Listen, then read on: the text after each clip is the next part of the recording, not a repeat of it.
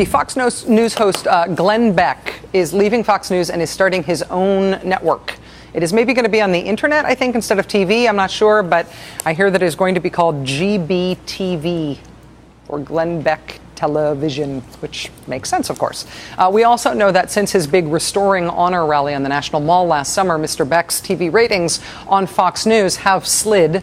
He's lost more than a third of his audience, which may be giving investors in his new internet kingdom something of a shiver.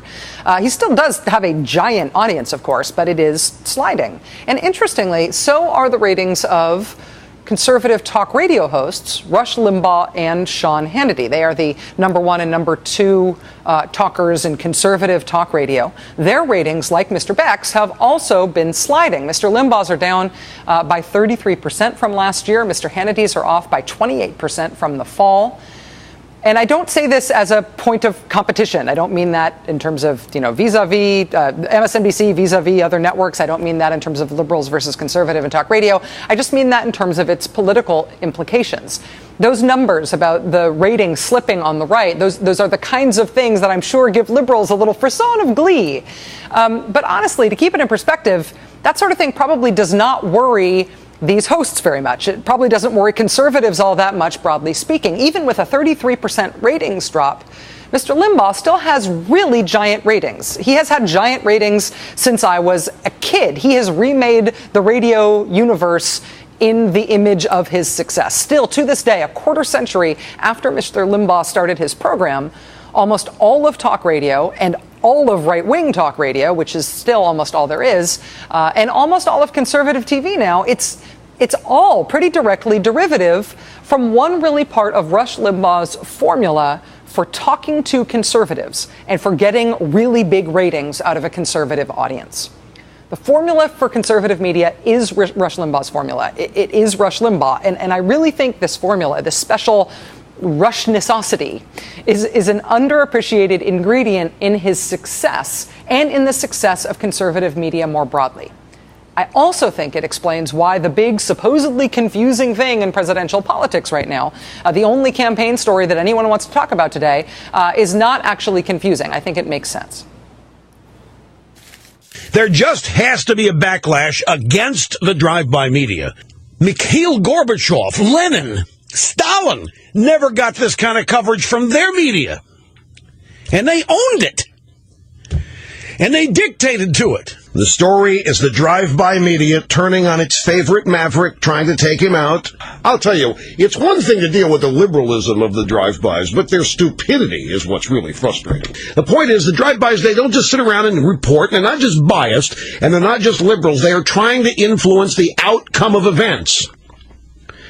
In ways, of course, in which they choose. The drive-by media has cast aside any pretense at objectivity. They have taken up with the Democrat Party, and they are both going to go down. Go down. The drive-by media is not just reporting the story. The drive-by media is influencing events. Thank God Almighty, you've made your way to the safety of this show. We're not the drive-by media. The message implicitly is that Rush Limbaugh is speaking to you, for you. Rush Limbaugh understands the world. Rush Limbaugh understands you. You may think there's no one left to trust in all the world. You certainly can't trust anybody else in the media. But you can trust Rush Limbaugh because he's onto him. This is a very specific formula that has made conservative media successful for a quarter century now. It is locking up your audience in a way that excludes their participation in any other form of media. It's an implicit message. It's pervasive in right-wing media. It's complete. You cannot trust anyone else. Trust me. Trust us. Don't touch that dial. Rush Limbaugh's audience is filled with people who swear off listening to the lamestream liberal drive-by media and instead give themselves over wholly to him. His audience calls themselves ditto heads, right? Because listening to him, belonging to him is part of who they are. Fox News took the Rush Limbaugh formula and adapted it for television in 1996. The Fox News slogan of fair and balanced, when what they're mostly doing is right-wing commentary, has always seemed to the rest of the world like an affront. Fair and balanced, it's like a mockery of the terms fair and balanced. But to the Fox audience, it is really the core of what they are offering. You cannot trust anyone else to talk to you. Everyone else is out to get you. Ask somebody who is a Fox News aficionado what they think about the fair and balanced slogan. You will hear them use it without irony and with criticism because they believe that the only place they can get fairness and balance is from Fox, that the rest of the media is biased and only Fox is the truth. They are selling their audience grievance, resentment, and belonging. And it's really effective. The success of that formula in far-right media made it inevitable, I believe, that we would get this weekend spectacle of a presidential hopeful overtly proclaiming avoidance of the lamestream media as a central part of her political platform. It has seemed inevitable enough, in fact, that I predicted a few weeks ago that this would happen. I predict that there will be a candidate from the right side of the Republican Party. It may be Sarah Palin, somebody else, but they will establish a new litmus test for Republican candidates, which is that they do not do mainstream media interviews. That doing a mainstream media interview is itself a capitulation that only conservative media should be engaged with, even Fox by the nominee. And Limbaugh Radio. That's right. Boy, if I'm on a GOP bus, that is a depressing Hey, prediction. Good news is I'm always wrong. Okay, so this time, not wrong. Here. By the way, I don't exactly know why we're showing this picture, except to say that one of our producers was out on the street in New York when Donald Trump and Sarah Trump were seen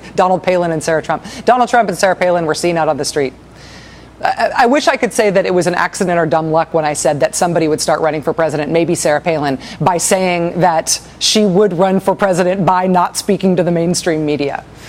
But I think this is the Rush Limbaugh Fox News model of running against the media, to maximize your adherence. I think when we stopped being able to tell politicians from celebrities on the right, the I won't talk to reporters presidential campaign, however far-fetched it seems, was probably inevitable.